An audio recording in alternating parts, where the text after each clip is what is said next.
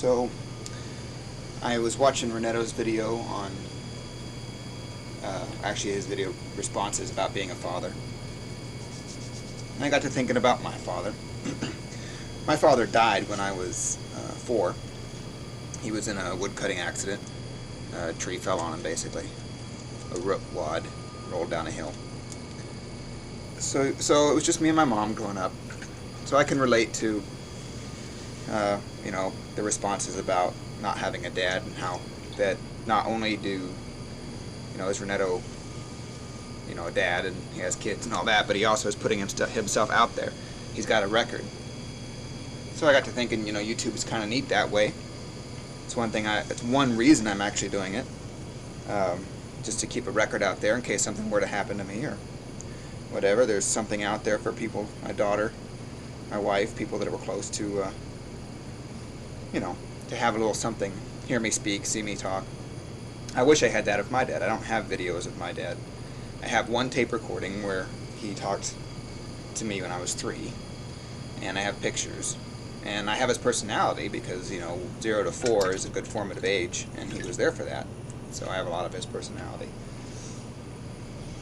I'm going to tie this into Halloween. Last year, at Halloween, I went on a ghost-seeing tour hosted by a paranormal investigator, like a modern-day Ghostbuster. And we went to an insane asylum for Confederate soldiers, or it was at one point. And theoretically, there were supposed to be quite a few ghosts there. So I took lots of pictures like they recommended, flash photography in the dark, and I got all these orbs in my pictures, which they claim are spirits or ghosts. I don't believe this, but they do. So besides the orbs, I saw nothing, I heard nothing, I felt nothing, except for one possible cold spot. But I think that might have been a draft or my imagination because it wasn't very extreme. So I wasn't overly convinced, but the guy seemed genuine and he seemed like he really understood what he was doing. But I think this was a little showmanship just to get people involved more than being accurate. And that's okay, it's Halloween, it's okay to have fun. At the end of the night, we were all sitting around. His assistant is a psychic. He claims to be a psychic. So, and they said that up front. So throughout the whole day I was interested in this because I always have an interest in both ghosts and psychics. But one of the things that I know supposed psychics do to con you is to take little snippets of what you say and use it to make it sound like they know you. So I was real careful not to give her anything. I didn't talk much to her, and when I did, it was just small talk. So at the end of the evening, she was giving sort of readings. And she didn't seem like she was in the mood, but people always wanted to, so it was wanted her to, so it was like it was expected. So she was being accommodating. And so one woman I was sitting next to said she wanted this psychic to contact her dead father. So I was interested in that because, I have a dead father. I wanted to see if she could do it. So the psychic was like, okay, I don't really want to do this because I don't like talking to dead people. It gives me the creeps. But I'll go ahead and do it. And so she tuned herself in, hamana, hamana, hamana, dead people, dead fathers, and whatever she does, tuned herself in.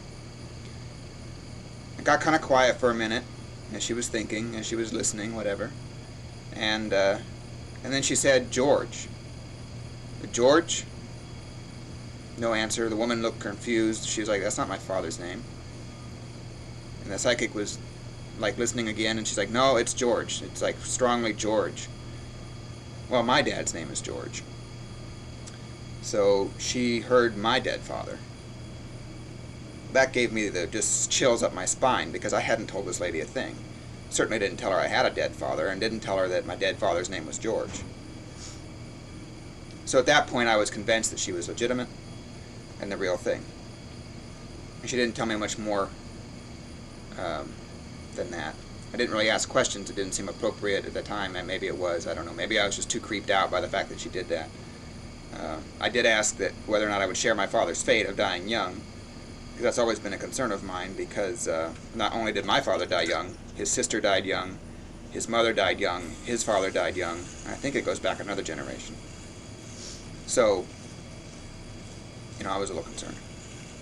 But no, she assured me that that was not going to be my fate. Well, she can't assure me, but it wasn't in the cards at any rate. So, definitely something to it. Now, my mom had seen a psychic before my dad died, and she predicted a lot of things. One of them was his death. And after he died, she never saw another psychic again because she didn't want to know. This lady was too good, and she knew too many things, and it creeped her out. So clearly that there is something to it, in my opinion, and there's definitely something to spirits. I've seen a spirit. When I was a kid, I was 12, I was in a house, and I saw a ghost in the mirror. I looked up, I was packing my bag, I was in a basement, I was in an attic up room, and I looked up, and in the mirror I saw a woman's face. Stringy white hair, gray eyes that just pierced right to my soul. I mean, that's the only thing that tipped me off that it wasn't any kind of hallucination or anything like that, was those eyes.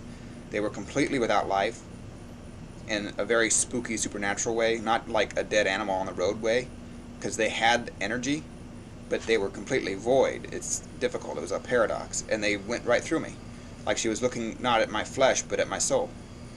And she wasn't hostile. She just stared at me, completely dead. And it was the lack of life that I found scary.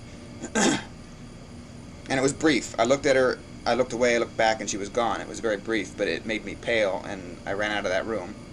And since then, found out that 50 years ago, almost to the day, a lady had been raped and murdered in that house.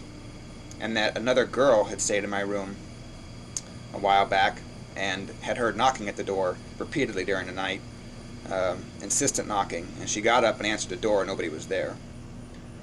So obviously the house is haunted, and I saw a ghost, so obviously now I believe in them.